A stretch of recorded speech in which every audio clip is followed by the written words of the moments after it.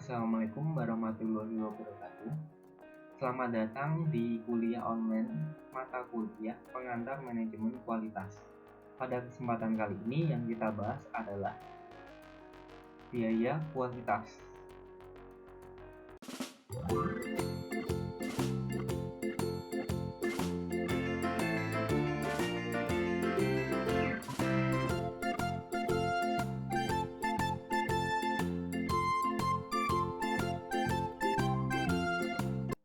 Oke, langsung saja kita masuk ke materinya. Yang pertama adalah pengertian dari biaya kualitas. Biaya kualitas adalah biaya-biaya yang timbul dalam penanganan masalah kualitas, baik dalam rangka meningkatkan kualitas maupun biaya yang timbul akibat dari kualitas yang buruk. Nah, tidak hanya dalam rangka meningkatkan kualitas saja, tetapi biaya yang timbul di sini maksudnya adalah biaya yang timbul juga akibat dari kita mempertahankan kualitas kita yang baik. Nah, pertanyaannya sekarang adalah kenapa kita harus memperhatikan biaya kualitas ini? Padahal bisa saja kita abaikan biaya kualitas ini. Karena biaya kualitas ini sebenarnya bisa memakan sampai 20 hingga 30% dari harga produk tersebut. Nah, kenapa kita harus repot-repot mengeluarkan uang tambahan untuk biaya kualitas ini? Nah, hal ini karena persaingan dalam industri dan bisnis mendorong perusahaan untuk memperhatikan yang namanya kualitas. Sementara di sisi lain, pelanggan semakin menuntut produk dengan layanan kualitas yang tinggi. Berarti dapat disimpulkan apabila kita tidak membuat produk dengan kualitas yang tinggi yang kita sudah istilahnya sudah kita pantau kualitasnya dari awal, sudah kita rencanakan kualitasnya sangat baik atau sebaik apa, tentu produk kita tidak akan laku di pasar dan juga bisa kalah saing dengan perusahaan-perusahaan lainnya.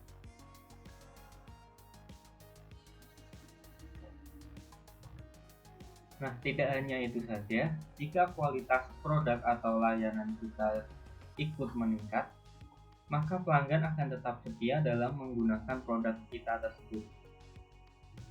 Bahkan, ada yang dengan senang hati merekomendasikan produk kita tersebut ke calon customer atau calon pelanggan kita lainnya, tanpa perlu kita repot-repot mengiklankan produk kita atau mengeluarkan biaya tambahan untuk iklan.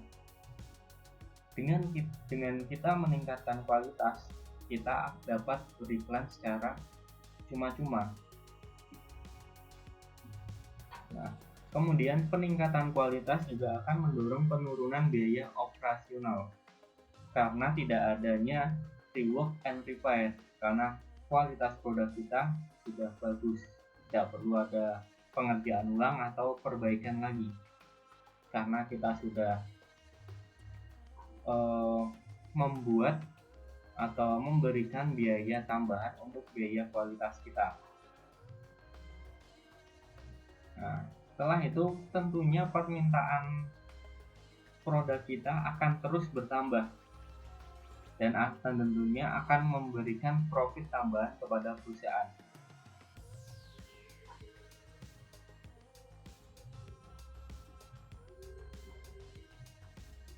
Nah, sebenarnya apa sih konsep dasar dari kualitas tersebut? Nah, suatu produk atau layanan dikatakan mempunyai kualitas yang baik apabila produk tersebut dapat memenuhi atau bahkan melampaui harapan dari pelanggan. Yang artinya produk tersebut dapat menangani persoalan-persoalan yang diinginkan oleh pelanggan.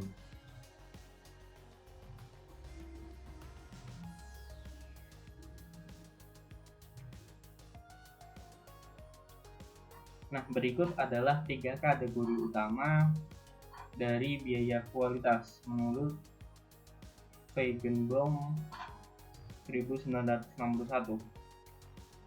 Nah, terdapat 3 kategori utama. Yang pertama adalah biaya pencegahan. Biaya pencegahan ini adalah biaya yang dikeluarkan sebelum kita membuat sebuah produk. Kemudian biaya penilaian adalah biaya yang kita keluarkan setelah produk kita sudah kita produksi.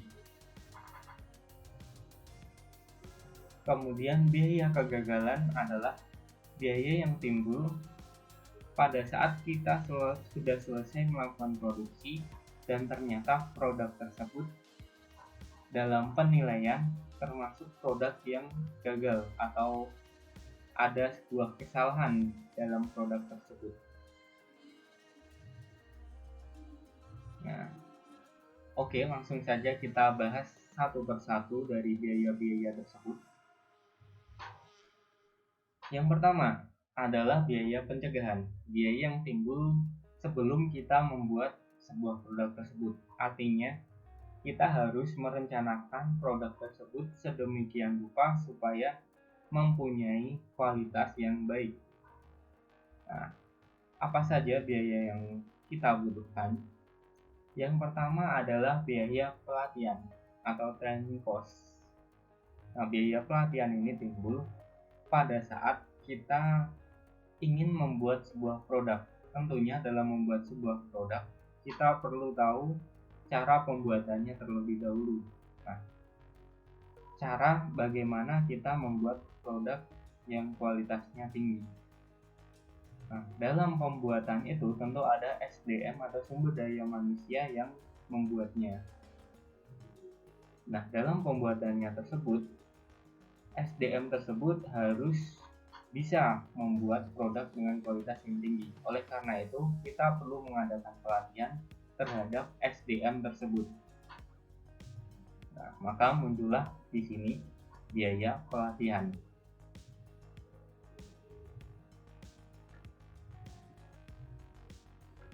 Yang selanjutnya adalah proses capability studies atau penelitian kapabilitas proses. Nah, di sini biaya yang timbul biasanya biaya pada saat kita melakukan penelitian mengenai proses yang kita lakukan seperti apa nantinya pada saat kita pembuatan sebuah produk. Kemudian yang selanjutnya adalah vendor survey. Nah, biaya yang timbul akibat kita melakukan survei terhadap vendor. Biasanya kalau misalkan kita melakukan pengecekan ke lokasi vendor atau supplier kita, biaya transport tersebut, kemudian biaya pada saat kita membiayai seseorang untuk melakukan survei tersebut. Kemudian quality planning and design, biaya pada saat kita merencanakan sebuah produk dan atau desain sebuah produk. Nah, itu yang dinamakan biaya quality planning and design. Nah, biaya-biaya pencegahan ini juga termasuk penggajian karyawan yang bertugas untuk melakukan beberapa proses-proses tersebut. Contohnya seperti tadi, seperti pada saat kita melakukan survei, vendor survei, tentu kita akan mempekerjakan karyawan untuk melakukan hal tersebut. Nah, tentunya akan mengeluarkan biayanya seperti biaya transport, kemudian biaya makan dia, kemudian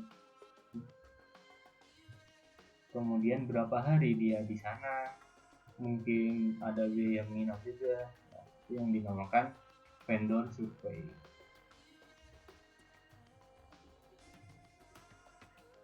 Oke, yang kedua adalah komponen biaya penilaian, yaitu biaya yang timbul setelah produk tersebut sudah selesai kita buat.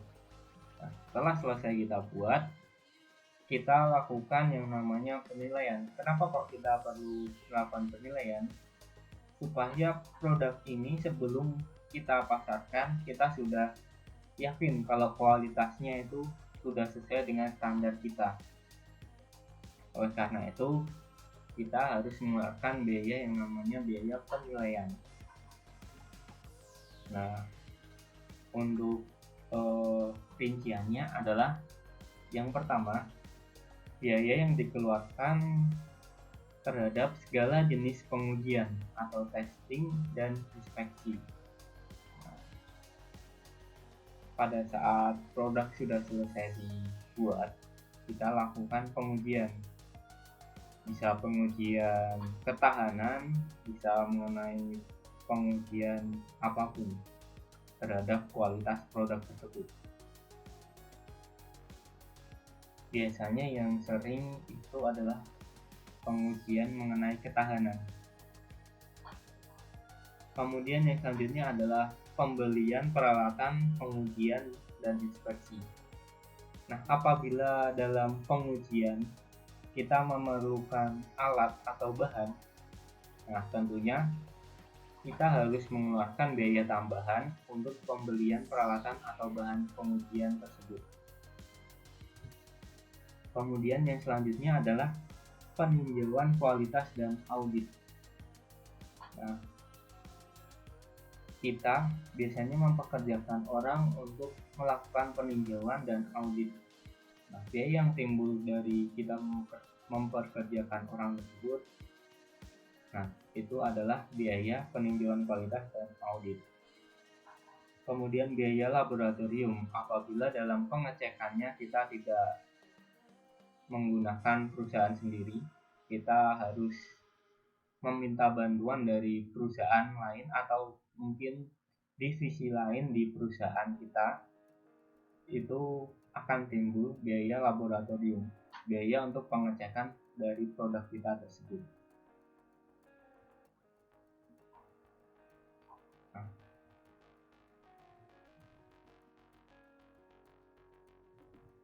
Nah, yang selanjutnya adalah biaya kegagalan. Biaya kegagalan sendiri ada dua, biaya kegagalan internal dan biaya kegagalan eksternal. Nah, biaya kegagalan ini timbul karena pada saat pembuatan produk ternyata produk kita kualitasnya jelek atau kualitasnya tidak bisa memenuhi keinginan atau harapan dari pelanggan. Oleh karena itu, produk kita mengalami yang namanya sebuah kegagalan. Nah, kegagalan ini bisa dari kita proses penilaian sebelumnya, atau bisa saja produk tersebut sudah lolos penilaian tetapi dalam distribusinya mengalami kegagalan atau cacat pada saat distribusi. Nah, oleh karena itu muncullah biaya tambahan yang namanya biaya kegagalan. Untuk rinciannya, dari biaya kegagalan internal, biaya yang artinya internal adalah dari dalam perusahaan, artinya kita tahu tentang kegagalan itu, kemudian langsung kita perbaiki kegagalan itu, dan produk masih belum sampai ke tangan konsumen, produk masih ada di dalam perusahaan. Nah, biasanya produk kegagalan internal ini adalah hasil dari penilaian atau appraisal cost yang sebelumnya. Produk dinilai gagal sehingga muncul biaya kegagalan ini. Yang pertama adalah biaya scrap dan pengerjaan ulang. Artinya produk tersebut gagal total dan harus dikerjakan ulang. Kemudian yang selanjutnya adalah biaya perubahan desain. Artinya setelah kita selesai produksi ternyata desain kita salah atau ada keinginan dari customer ingin merubah perubahan desain tersebut, atau desain kita tersebut ternyata sudah sesuai tetapi ada sedikit kesalahan pada desainnya. Oleh karena itu, kita perlu memerlukan biaya tambahan yang namanya biaya perubahan desain. Yang selanjutnya adalah biaya kelebihan persediaan. Nah, maksudnya di sini adalah pada saat kita mempunyai persediaan yang berlebih, tentunya ada yang namanya biaya kelebihan persediaan. Kenapa biaya ini muncul? Karena di dalam gudang tentu ada yang namanya biaya pergudangan. Nah, pada saat kita menyimpan produk, tentu ada banyak hal yang harus kita keluarkan. Contohnya adalah misalkan yang paling gampang itu adalah perusahaan ikan, penyimpan ikan ya. Menyimpan ikan tentu kita menyimpannya dalam istilahnya ruang es. Apabila kita menggunakan dua ruangan tersebut secara bersamaan, tentu cost-nya akan semakin besar daripada kita menggunakan satu ruangan es untuk penyimpanan. Nah, apabila kita persediaannya berlebih, tentu kita harus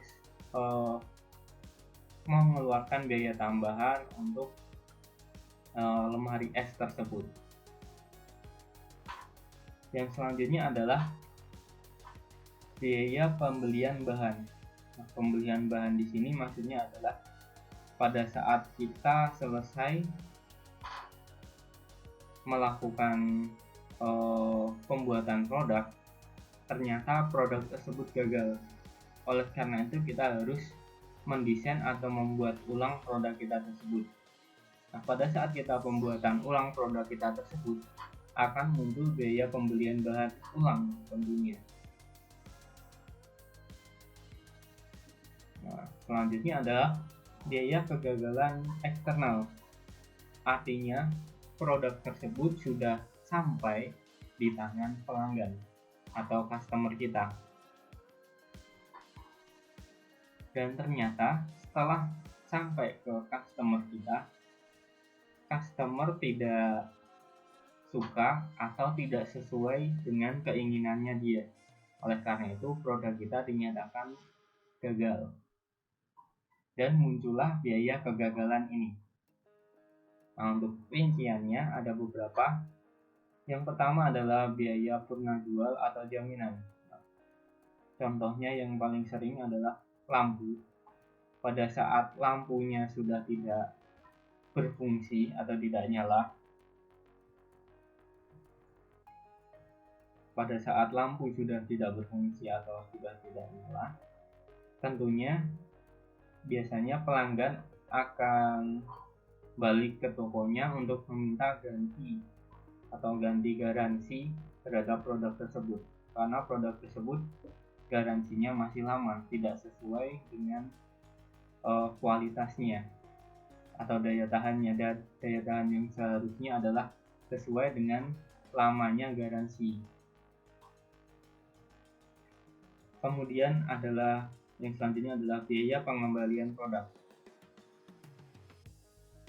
Biasanya apabila produk kita gagal, produk tersebut akan langsung dikembalikan oleh customer ke kita, dan customer bisa meminta, yang poin 4 ini, bisa meminta langsung ganti rugi dalam bentuk uang atau ganti rugi dalam bentuk pergantian barang yang baru.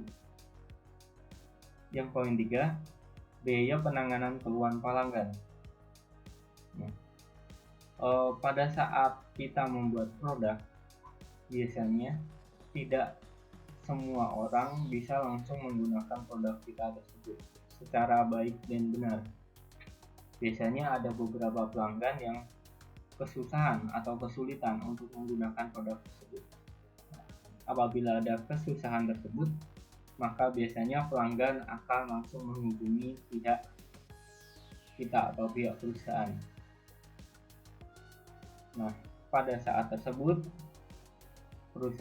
pelanggan akan menghubungi kita dan yang dihubungi biasanya adalah pegawai customer service kita. Nah, biaya yang kita keluarkan untuk menyewa seseorang untuk sebagai penerima aduan dari pelanggan atau penanganan aduan dari pelanggan tersebut, itu yang dinamakan biaya penanganan keluhan pelanggan. Oke. Materi untuk kali ini biaya kualitas sudah selesai. Apabila ada pertanyaan, silahkan kalian tanyakan saja di kolom komentar. Dan juga untuk absensi kali ini, silahkan kalian lihat pada poin kategori utama biaya pencegahan. Nah, silahkan kalian buat contoh realnya dalam dunia IT atau dalam pembuatan produk IT.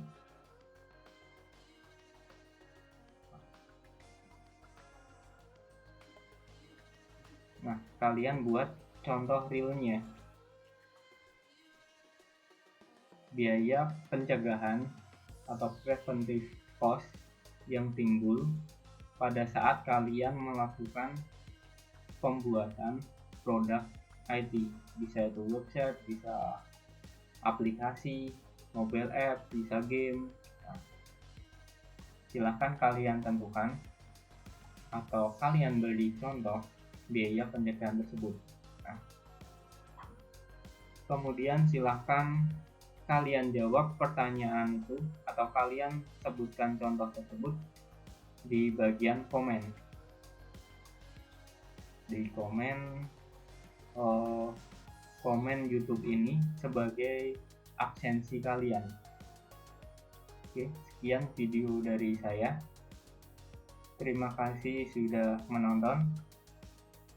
Wassalamualaikum warahmatullahi wabarakatuh.